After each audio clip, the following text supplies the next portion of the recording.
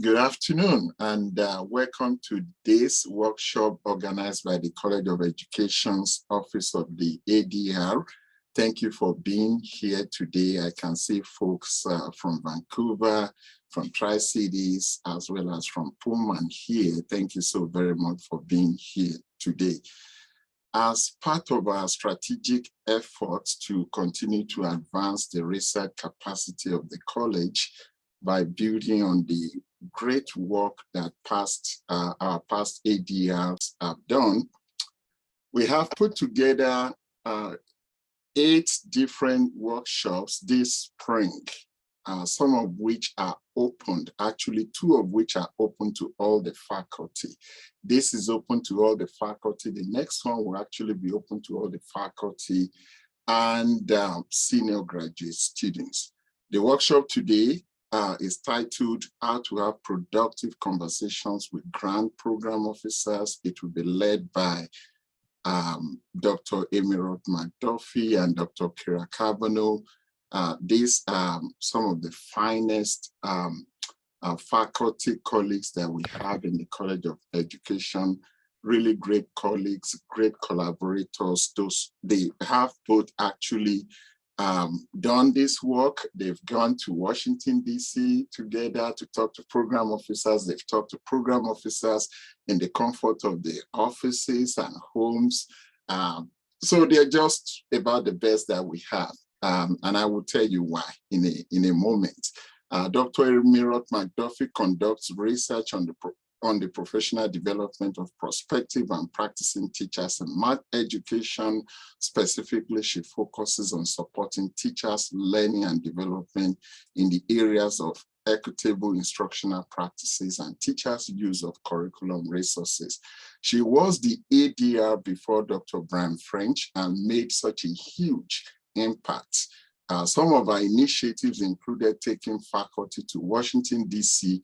to meet with program officers. And in actual fact, Dr. Carbonneau was one of the faculty that she took to Washington, D.C. So Dr. Carbonneau is currently Assistant Chair of the Educational Psychology Program and research examines issues at the intersection of cognitive theory and classroom application. Our most recent research assesses the efficacy of manipulative-based instructional strategies in elementary classroom. Both of them have seen it all. They are coming to tell us what they have actually practiced. So I want to say a big thank you on behalf of the college. Thank you to Dr. Roth McDuffie again for all the excellent initiatives that she put together when she was the ADR, which we are still benefiting from even up to today. I also want to say a big thank you to Dr. Carbonneau for all the excellent work that she continues to do. Please join me in welcoming both of these great colleagues who will be leading us today. Over to you, Amy. Thank you. Thank you, Shola, for that kind introduction. And I'm glad to be here with Kira. When Shola invited us, I thought, yeah, I'm really glad to do this with Kira because we come to this with some different background and expertise. And then in the meantime, a conflict came up, and now I'm even more glad to be with Kira because she's going to finish up at least the second half. And I apologize that I'm going to have to leave early, but it's a departmental meeting on promotion, and I can't miss that for my colleagues. We know that that's probably the most important thing we do. So I apologize for that. Before we get started, just looking here at everybody who's on Zoom, I know there are several other people here who could be leading this workshop with us. So I wanted to just ask you to put into the chat which one of these statements best describes your experience with writing grants and meeting with program officers, just so we can recognize what's here in the room. And you can just put a 1, 2, 3, or 4. And if you don't like my options, I've worked with academics long enough that I've always got to leave the space where you can describe your own. Okay, so I'm seeing lots of 3s already.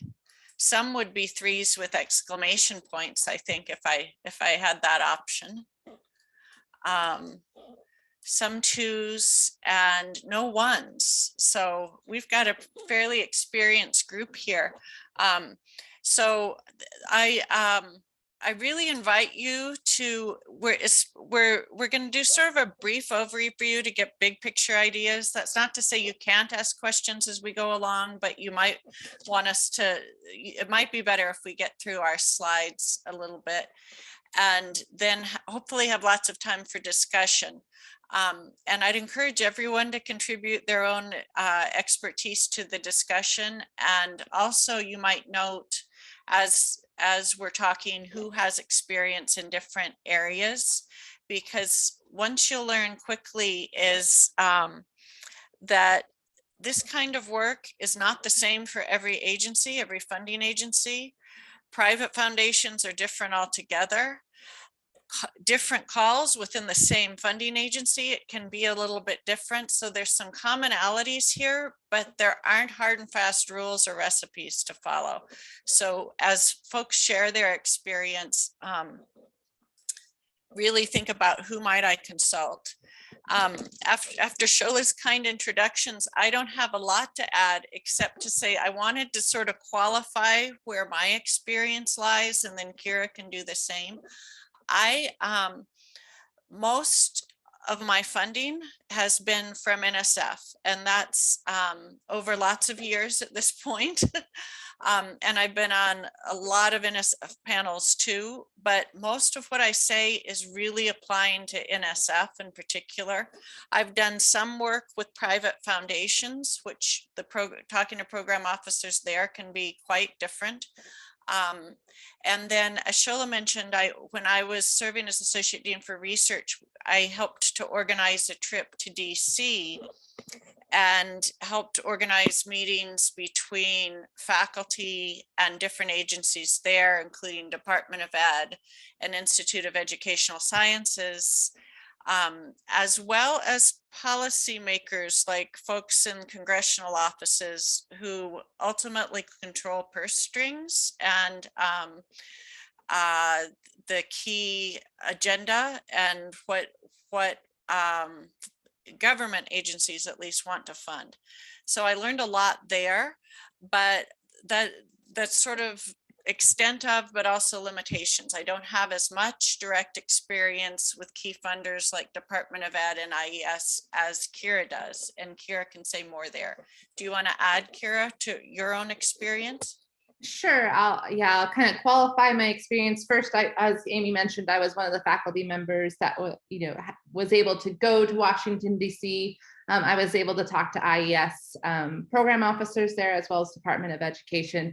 And I actually was able to secure talking to an NIH program officer, because some of the work that I do in early childhood fits under their umbrella. So I can speak to a lot of those experiences, as well as foundation. Some of my initial funding and a lot of the work that I do in curriculum building with socio-emotional learning comes from a foundation called the Thornburg Foundation out of Santa Fe, New Mexico. And so working with that level of agencies or that type of funding is much different. It's almost like wooing a foundation, or wooing a funder, like a private funder. It's a much different tactic and experience than working with the federal agencies. So I'll speak to some of that. I will qualify my experience at IES. I have never hit a funding there yet. Yet will be the key word. But I've had some really positive experiences with program officers that have guided me and actually told me, hold on to some of those ideas, wait for movement on those ideas. So I'll speak to some of that as we go through the presentation today.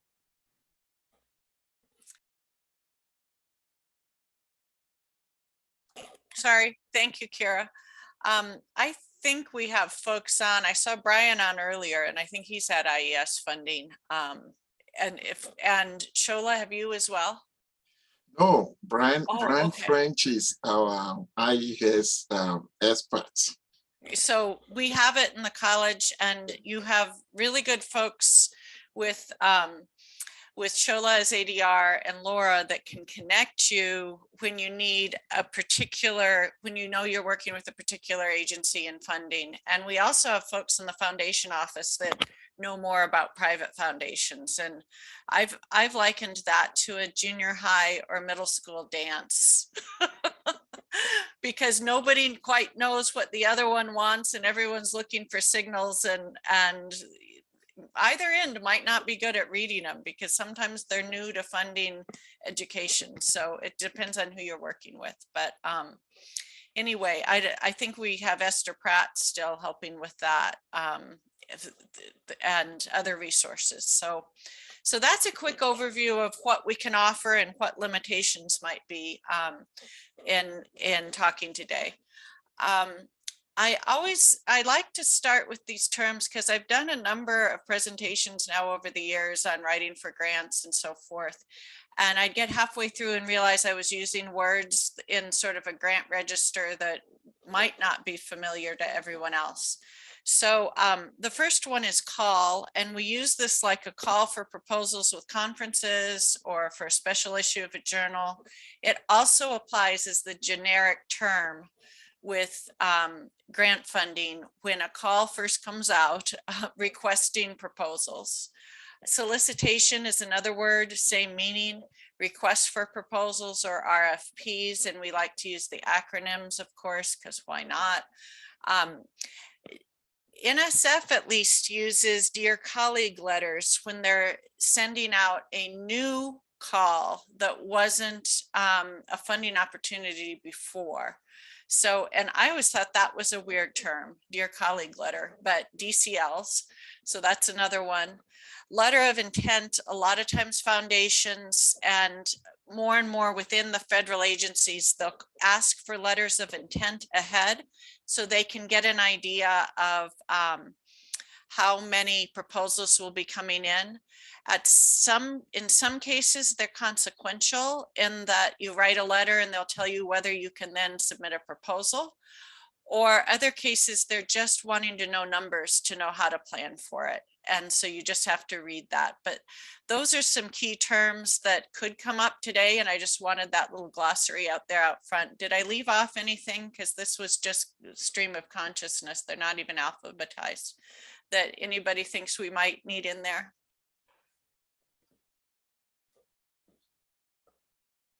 Okay, there's not a lot of wait time there, but the if words come up that we're using and you haven't heard of, please either just put it in the chat or interrupt, and we'll define that, because that we shouldn't, everybody should be able to know all the terms that we're using here, and that it's no fun to sit at a presentation where something's being said and we're guessing what it means. So from there, I thought I'd organize us as sort of a why, when, who, what, and how with key parts of talking to program officers. I sort of changed the order from maybe what you learned with those words in English class. But just a little bit of framing for as we go through what we're going to do with talking to program officers.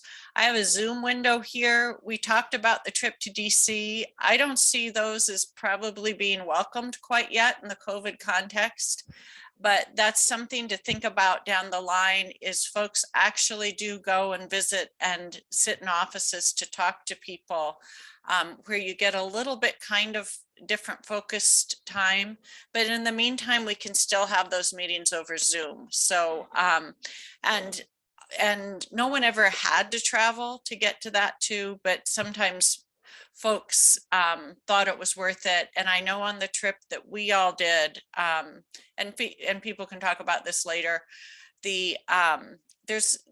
you run into people in the hallway, just like, working remotely versus being on campus. There are opportunities that come up when you're in person that don't just with scheduled phone calls. And Kira, you might want to talk more about that later. And I know Jonah was on that trip, a quick scan. I'm not sure if anybody else was who's here, but in the discussion, you folks might want to talk about that more later. But from here, we'll just jump in on the why. Why would you want to meet with the program officer? Clearly to clarify points in the call for your proposal. There are priorities in there, but they have to write that call way in advance, and funding priorities can shift, or they might have clarity from the time they put out the call. And even more importantly, it's not always clear when they say things what that means for you and whether you fall in that category. So that might be a really specifying it for your own needs. And that leads right to the next one, the fit between your ideas in the call, or, you know, especially like with NSF, one thing that I get over and over again, should I apply to DRK 12 or core, because they overlap, but every agency will have some overlaps, and you get advice on where they think the better fit will be. They know things that we don't know, and they can't necessarily even tell us, but if we ask the right question, we can find out more information. Ideas about research design. I know folks who do qualitative research in particular. Some agencies are more willing to fund that, some others not. Some want some mixed methods in there. And you know, it's also happening that all quant, sometimes they want mixed methods in there to round out the findings a little bit. Certainly targeted participants, sometimes there's priorities over who is researched and how. Often they're focused on diversity and equity, but sometimes diversity means they want more rural schools researched, for example, or rural areas if you're looking also at health issues. And then if you're submitting a rejected, and the nicer word is declined proposal, you definitely want to meet with the program officer who was in charge, because you get a lot more information behind the rejection. And I think any of us who've been funded have also been rejected. I would love to meet that person who's never been rejected and has been funded.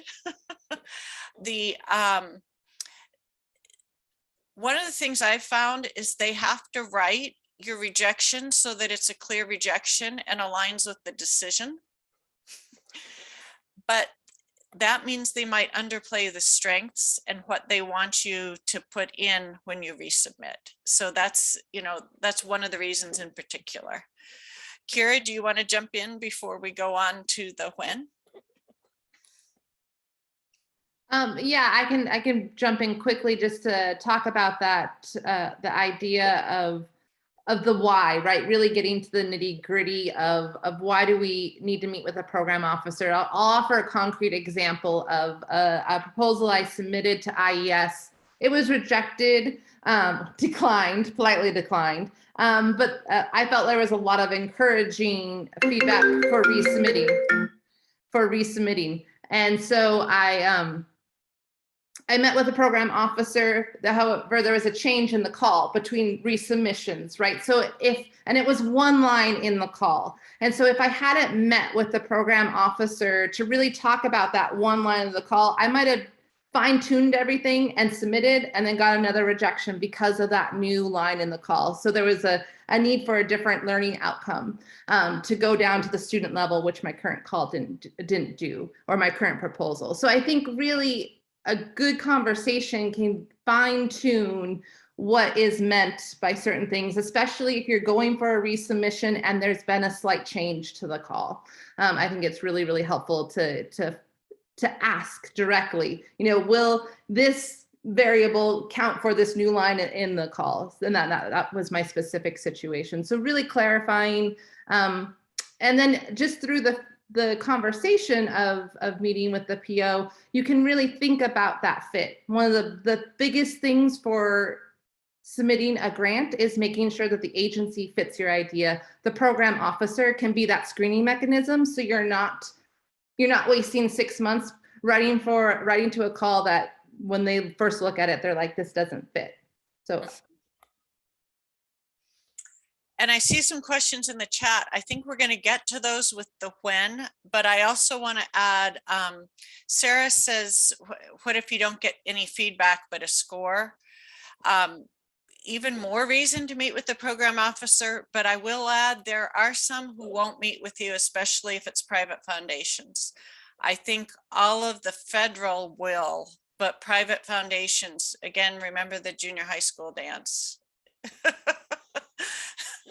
That there's some mysteries beyond explanation. So you do the best you can, and you know, use all the information you can. So but if they only give you a score, that's even more reason to try and get a meeting.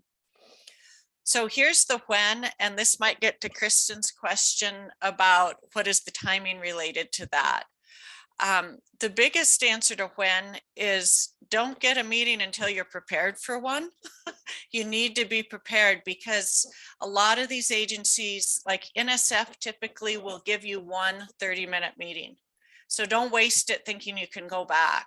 Now, if you've been rejected, you'll often get one to go over your feedback and another one later for what you're going to submit.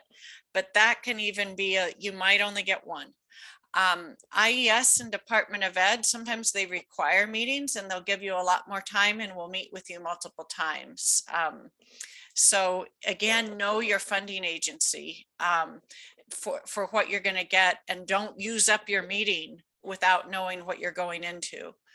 But so after receiving a rejection and after you've had the time to process the feedback, if you're still in the stage of perhaps expletives, which often is a cathartic exercise I need to go through, don't meet with them then. If you're still in the stage, if they didn't understand anything and it's their problem, not mine, don't meet with them then. You've got to wait till you're calmed down and you're ready for feedback, or you might not get another meeting ever because you start building your reputation with the funding agency or the program officers, and they can just be busy for a very long time if you're not professional, respectful, and appreciative. They're overburdened on time and they could put you off. And if you're someone who perpetually, I see Jonah nodding. Jonah and I both, I mean, we've both had friends who are on the other side and we hear their stories. They're human beings and they can be busy, you know, and just not make time. So, but also you need some really good points to discuss with them. So you need to be ready. So if it's a matter of processing feedback, then conceptualize where you might be going next, so that you can really leverage the feedback in combination with where I think I'll take this to improve it. If you haven't ever submitted, certainly at least conceptualize your proposal and have a skeleton of what you plan to do and well-developed questions. What you get out of them will be as good as the questions you've prepared. And if they ask you questions back, and they will, and you don't, and your answer is we haven't worked on that yet, that's not going to look good. So you want to be pretty well formed in your ideas, even if the writing isn't there yet. And the third is don't wait too long, because you need plenty of time to consider their feedback, perhaps regroup and rewrite. So if you're too far along and you're not actually going to incorporate what they're suggesting you to do, or you don't have time, you've wasted everyone's time. So this all goes back to start writing way in advance, or you probably can't even fit this meeting in a reasonable way. And again, I'll switch to you, Kira. I think you've covered a lot of the things I would say. I would say specific to some of the work that I've done, I've met at the conceptual stage. Like that's the, does it fit? Does it work? What are your priorities types of questions? If they have a say as the program officer building the portfolio, what are the priorities? And how can you take that feedback and then work it into the grant? And then I've had the opportunity to have, like, right before final stages, a second look at some very directed pieces. The program officer said, when you drafted this section, send it to me. I'll offer feedback and we can sit down and meet. That second one wouldn't have happened if we didn't have very clear idea and directed questions at the first. So the when could be influenced by how your first meeting goes. So I think if you are very concrete in your ideas and show that fit, and you're welcoming of the feedback that they give, then it opens the door for more. And I think that a lot has to do with the dispositions and how prepared you are when you go to meet. I'll hand it back to you. Great. I didn't click that last bullet. But again, check the agency policy on those meetings before you even ask for them, so you know how to use that as a resource. Next is who should I ask and include? If you're resubmitting, definitely ask the program officer who handled your prior proposal. There's like very few rules here. That's one of them. You want the person who shepherded your proposal. That's who knows the most. If you're writing a new proposal, check with the agency's process and find the POs who are assigned to your call. They are somewhere on the website, especially for federal. For private, again, they aren't the same rules. So if several are listed, research the POs for a best match. It could be finding their websites and seeing what research they do. It could be talking to, I often go to other people who I know write for NSF regularly. And like Jonah's right here on my screen, so I keep looking at Jonah. But Jonah and I said all the time, here are the POs on this call. Do you know any of them? Yeah, I know this person. Do you know that one? Which one do you think will be best? How you define best might be most likely to take an appointment, might be most appreciative of your kind of work. It might be the science ed person when I'm writing math ed. So it might not necessarily be best match on your research area in particular. You've got to sort of be creative on best.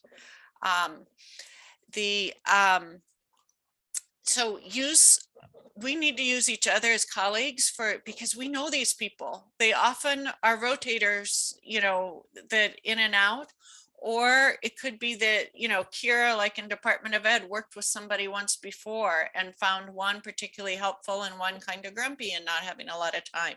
These are real people out there, just like we are. And then if you're collaborating, this is a big one. We often have in my projects, we might have 4 PIs on. I'm saying this, somebody else might argue. I would say do not get all 4 PIs on the phone, because it's just hard to have a really good conversation. I suggest 1 or 2, and you want to choose the PIs that you probably, if you have a lead PI, and some of the collaboratives do and some don't, that probably person needs to be there. And I remember, Kira, with yours on that Department of Ed was it Impact? Yeah, EL Impact with Gisela. EL Impact. I said, Gisela was lead on that, definitely needed to be there. And I said, Gisela, I'd take Kira with you because she's doing a lot of the quant work that other people aren't doing. And Sarah was on that project too. And that was where a lot of the questions were for the proposal in particular. And sorry if I'm leaving people out on this, that if somebody's saying I was on that too, apologies in advance. But really think strategically for the grant and where your questions are and where the expertise needs to be for who goes for that call. But you probably don't want 4 or 5 on unless you're really going to say ahead of time, we're just here to listen. We want the other 2 folks to talk. It's just too hard to have a really productive conversation. And one of the things we'll get to next in the what, you do not want to dominate that conversation. The more you talk, the less they're talking, right? So that's the other thing if you overstack it with your own people. Kira, anything to add there? I'll just reiterate your third bullet there. I really believe, think about the expertise that needs to be there to ask the questions. So if you have there's a strong evaluation component, get your evaluator to be there with you so that they can ask a directed question from that. I'm thinking of Chad and I and Sarah have a NSF grant, and we had a meeting with the program officer after the fact, after being funded, or almost funded, I guess we should say. And Chad was very strategic in bringing our school collaborators, just in case there was a question that we could answer, because sample size and how many students could have been an issue in the item we were talking about. So think strategically about who needs to be at that, but don't overwhelm, right? No one likes to feel like they're talking to a panel or being, bombarded from so many different angles. So I think there's a planning of the team that before going to talk to the officer. Okay, and I'm getting a text that I really need to be at this next meeting, unfortunately. But the next part are what and how, and I'll leave this in Kira's able hands. And I know there's so many here. I'm really grateful for all the folks who are here that have had lots of experience too. I'm sorry to have to leave, but you all know my email, and I'm glad to talk to anybody later with any specific questions too. So I'm going to stop sharing. And then I think Kira will share and take over. And I hope the rest of the time goes well. Oh, Yulia, I didn't even see you're there. Yulia was on the ELL Impact Grant too. So, okay. Oh, Lindsay, yeah, I'm sorry. I couldn't have my whole window open to see everybody. Thanks, everybody. Thank you, Amy. All right, so I'm going to just do a good teacher move and kick it all to you. Write a question in the chat while I try to figure out my screen, because I got the total overwhelmed. Where is my button? Oh, yeah. So I'll stop there and see are there any questions so far of what we've talked about? I'm going to open up the chat. No. All right, so we'll move on to the what, and this will be I'm not as fluent as Amy is in this area, but I will try my best to provide information. So the what do you do what do I do to prepare to talk to the PO?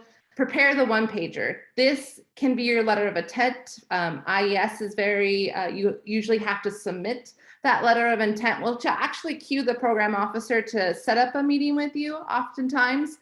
This one pager needs to be very, very clear. It's that conceptual skeleton of your proposal. This can guide you into the questions that you can ask, as well as it might guide the program officer to ask you very directed questions, which can then make the meeting more meaningful.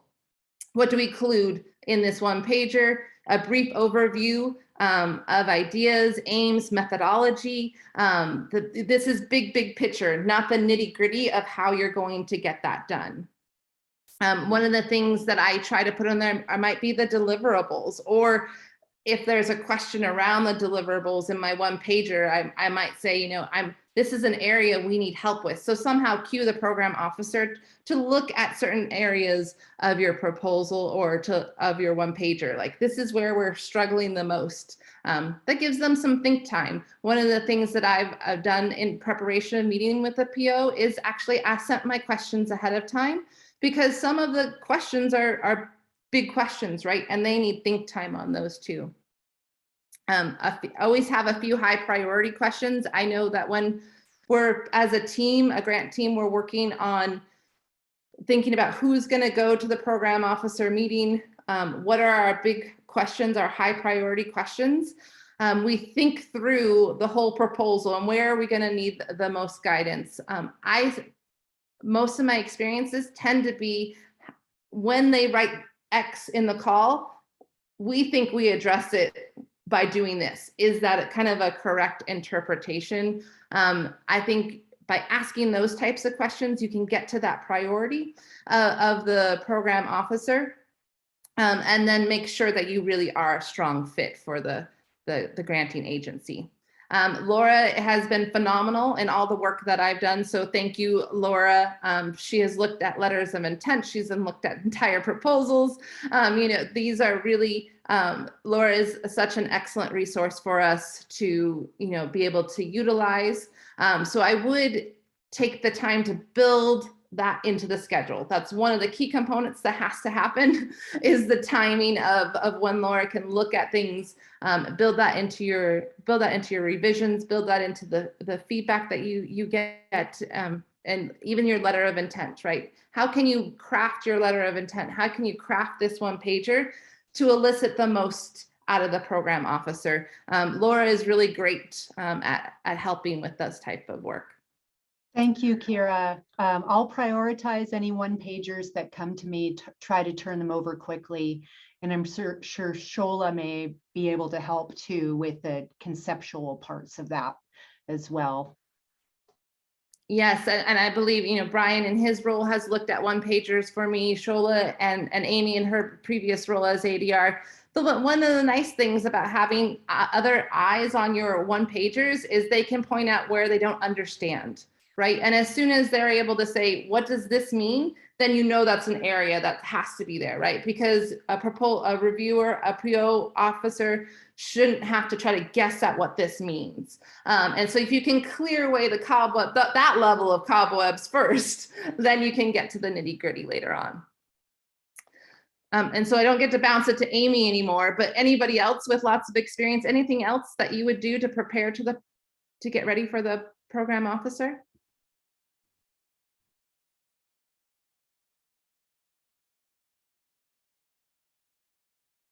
All right. Oh, there was one more bullet. Keep emails brief and clean. That should just be that you should always keep emails brief and clean. I don't know about you, but as I start to scroll down in emails of my own, I start to lose my train of thought. So yeah, emails brief and clean. You know how busy you are with emails. They're probably double, right? Because they're just getting all the correspondence from every grant submission. So that's always a key thing to have. All right, so how do you do this? How do I schedule and conduct the meeting? That's going to be dependent upon the agency. So knowing that at the IES, at least, if you queue in a letter of intent, you're going to get an email that introduces you to your program officer, which I think is really nice. Others, you might have to seek out, right, and look for an email and send that email. I usually, when we went to Washington, D.C., what we did as a group is we crafted kind of a template of a letter and said, I will be, in Washington, D.C. at these times. I'm looking to meet with different program officers. We sent it a week later. Some of us even had to make some phone calls to try to get that. So like everything else, email first, I think, is the most appreciated.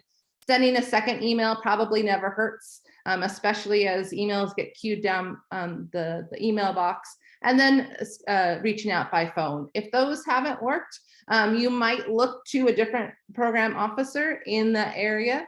Oftentimes there's multiple program officers, as Amy was mentioning. I know in the Department of Ed, there is kind of two layers of program officers. There's ones that are assigned to specific proposals, but then there's always a head program officer of that agency. This is, for example, in the grant that Sarah, Lindsay, and Yulia and I have with Gisela, there is our exact program officer, but then there's the head of the Office of Second Language Acquisition. There is always someone who sits there, and title is still program officer. So reaching out, in that case, it's a him. Reaching out to him or her also helps get to maybe the individual program officers. That could be a way around. If they're not reaching back, maybe check with the guidelines. Maybe they're not supposed to. Foundations, they're listed, and it usually takes 2 or 3 times, email, phone, to try to schedule a meeting. Include the request to have a meeting, so don't just introduce yourself, but request the meeting, provide a simple availability, make sure you're in the right time zone, especially don't make them do the translation, put that translation out for them. attach your one pager and paste below your question. I don't know about that. I'll talk to Amy about that. I would not paste my my one pager below. I don't know if others feel about that. It might get your email a little cloggy. But again, that's probably a personal choice. And expect for your meeting, expect about 30 minutes. I've had some go a little bit longer, but then it always seemed like we had to crunch, like they needed to go, right? So I would really be directed, be very clear, know that you're gonna have a short time. And in that 30 minutes, do not have your questions take the entire time. I would go with, I max 5 priority questions. I would try to keep it to 3 priority questions, knowing that you ask the question, you can have a good solid 10 minutes of conversation around that issue and then move on to the next. If you go in and you have tons of questions, maybe you're not ready to meet with a program officer yet. Maybe do a rereading of the RFP or the call and see if you can really narrow down those questions. I wouldn't waste a question on a formatting ask. I think you can get those through other mechanisms. A lot of times, agencies are now doing open office hours. Ask those type of questions during the open office hours. After you have a program officer meeting, always send, that thank you for the time, and just basic consideration of the proposal. Kristen, I'm looking in your chat right now. And yeah, it was just that they were very clear that in order to be equitable, it was also a racial equity grant. So this person was very conscious of that in many other ways, but it was clear that you only get 30 minutes because that's all anyone gets. Right. And that's a really important point, right? They don't want to look favorable towards one or another proposal, or for someone to say, hey, they got more time. So yeah, that's really, really nice that they actually state those boundaries right at the head. All right, and I think that's the end of the presentation. I'm going to stop share so I can see you all. For some reason, it makes me nervous not to be able to see everybody on the screen. So I can just be myself now and not be in normal and crazy presentation mode, but I'll take any questions, and I also will defer to those who have much more experience and can talk to these ideas more than I can. So I'll mute and open up the floor.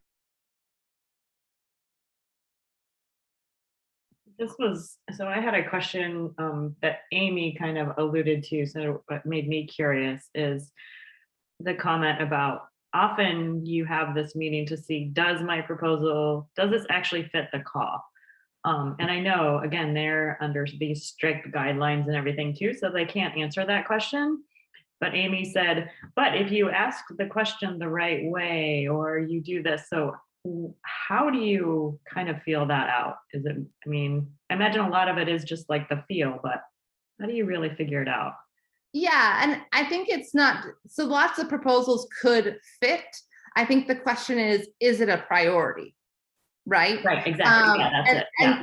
Is it competitive is what I really want to know. Yeah, and so, they're not going to say, no, that's not competitive, right? If you ask that question, but you can get a feel. So I'll give you a concrete example. In the last IES submission that Sarah and Julia and I submitted, we got, one of the things that we found through meeting with the program officer was that our proposal was competitive in a sense, but it was lacking kind of an established instrument.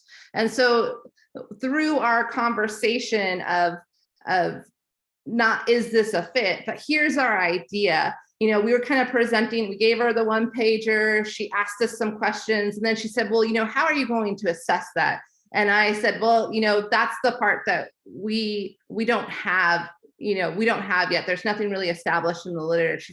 And the response was, that would have been a priority, the idea, that the topic, but now my priority, and actually all the work that she's going to be looking at, really needs to be able to have, it needs to be in a different area of building an assessment. Does that make sense? So it was through conversation that we kind of teased out that anything that was in this culturally responsive kind of category that was going for this call was going to get dinged because there was no way to assess measurable change in teachers' knowledge of this. And so, you know, in that situation, we realized that the priority wasn't assessing teachers' knowledge. It was going to be building something else. What that something else was, we never got what the priority was, but we found out that ours didn't necessarily hit the priority. And I don't know if that's a very clear example, but through the conversation of like, well, how are you going to do X? How are you going to do Y? We were, you know, we're like, here's our ideas, here are ideas. And like, well, you know, kind of got it was always kind of slightly not hitting the mark.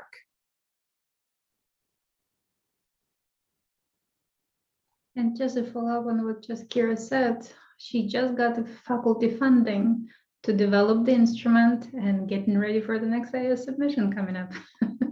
Planning. So it was just a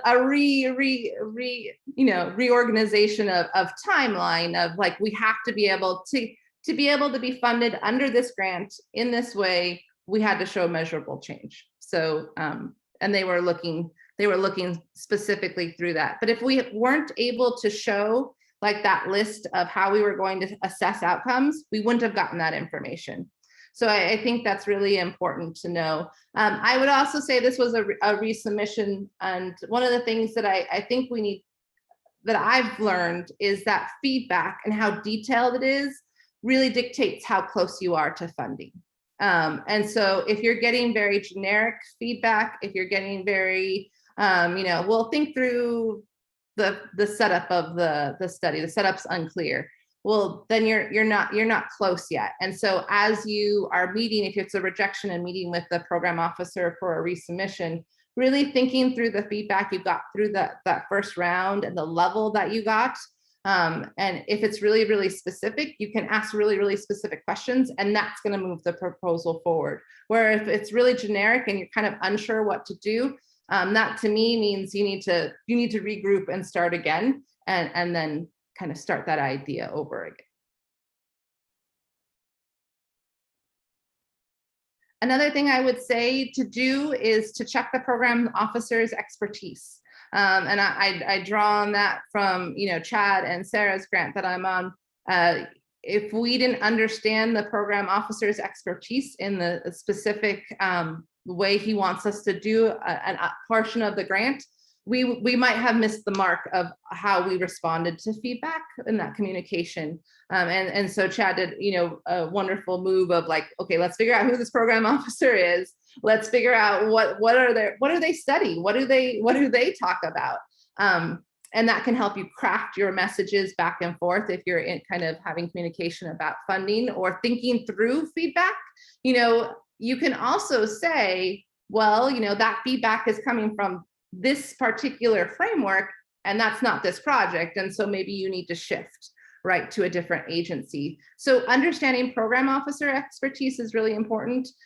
You know, and I you know, see Di out here too. You know, I would also be cautious of methodology expertise and feedback. I believe that sometimes I've been pushed in one direction that may not have been the right move, but I didn't have the confidence or knowledge to say, I don't think that's right.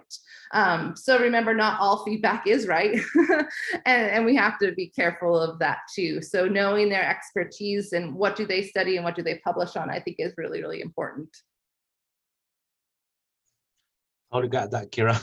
We got comment that we need to put in a response to the reviewers. There are really tough comments in methodology that we don't think it's appropriate, but we need to kind of play with the words to see how say that appropriately and politely. Say, hey, we think what we have been proposed and doing is what we think is correct. And then we invite external reviewers, external members of the to serve on the advisory board. Members say, hey, here's what we do. But it is hard sometimes. Yeah, it can be a hard pushback a little bit. Yeah.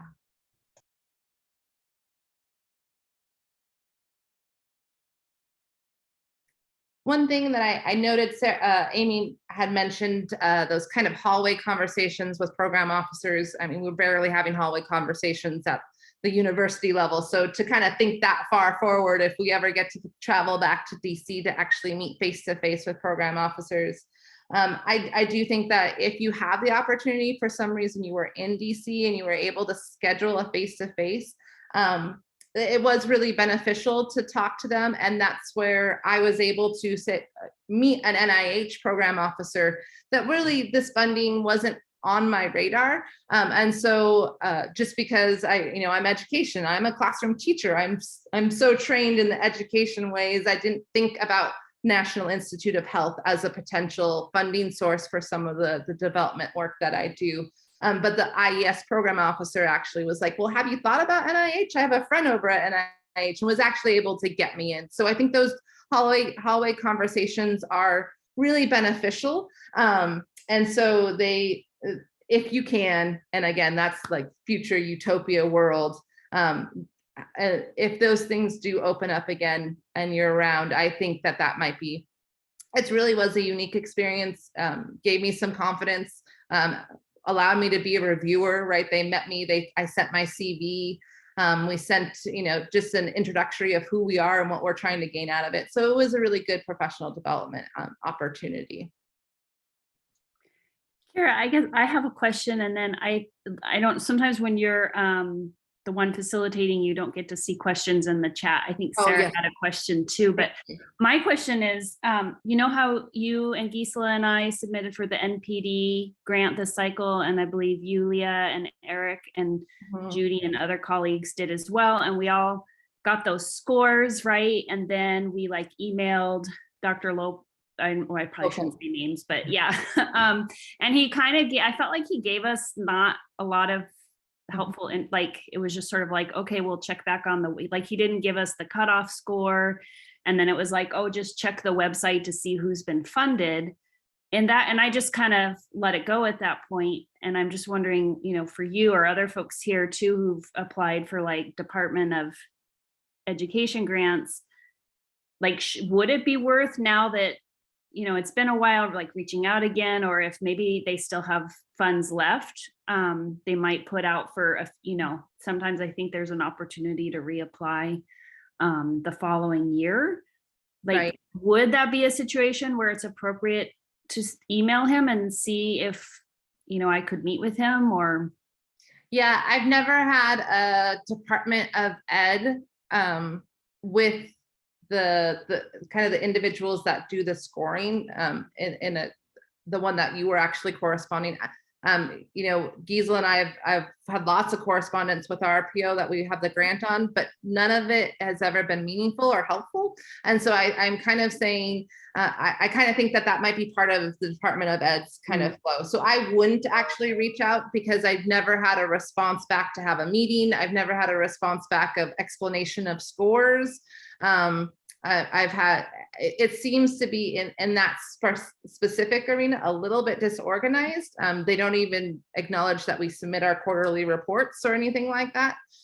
So I don't know if that would be the most meaningful, or if you get something back. Now, I don't know if that's all of Department of Ed or if that's just our experience in that specific, arm. So I'd be happy if other people have had other experiences, but yeah, I don't think they necessarily know.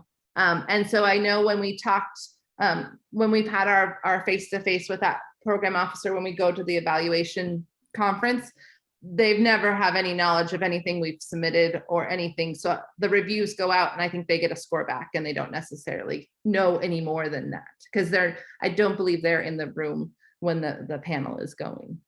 Got it. That makes sense. It sounds like maybe more of like a journal peer review type of process.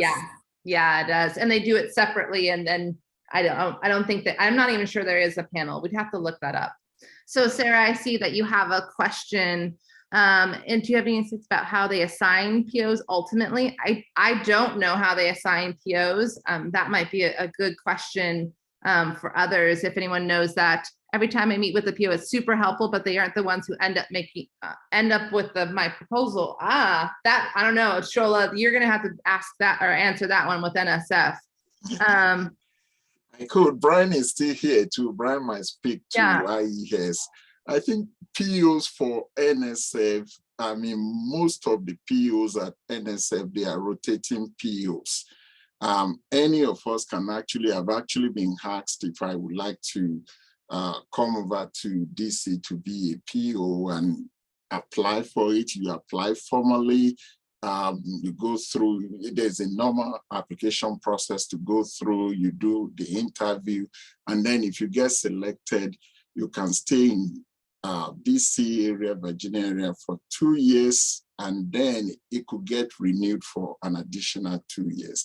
And I've also seen people who will start on those 2 years and they really like it, then they end up just resigning from their home institution and joining NSF permanently. So coming back to your question though, it's so true. You don't know if the PO that you are talking with at the initial conception of the idea is the PO that will be there when you actually submit. It's hard, but one thing that I've always built a relationship with POs to the extent that I can ask them if they are leaving, who is taking your position? Do you mind introducing me? I would like to have like 5-minute conversation. And I've done that a few times and those have been very useful for me. I also strategically look for POs that are more permanent.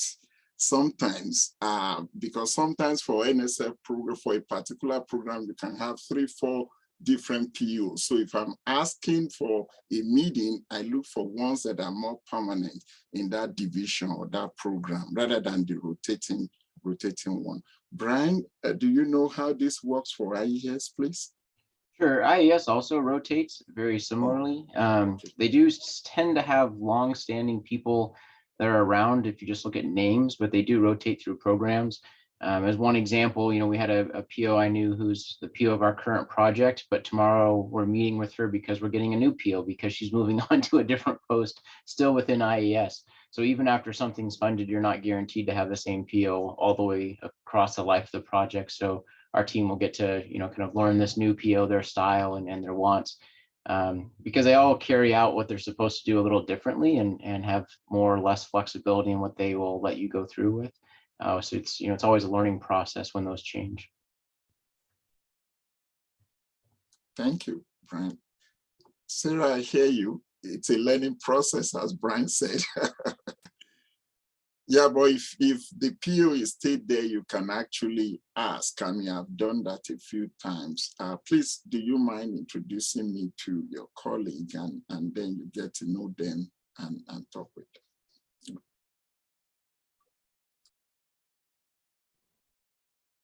All right, we have about 2 minutes left. Any other questions, ideas, thoughts?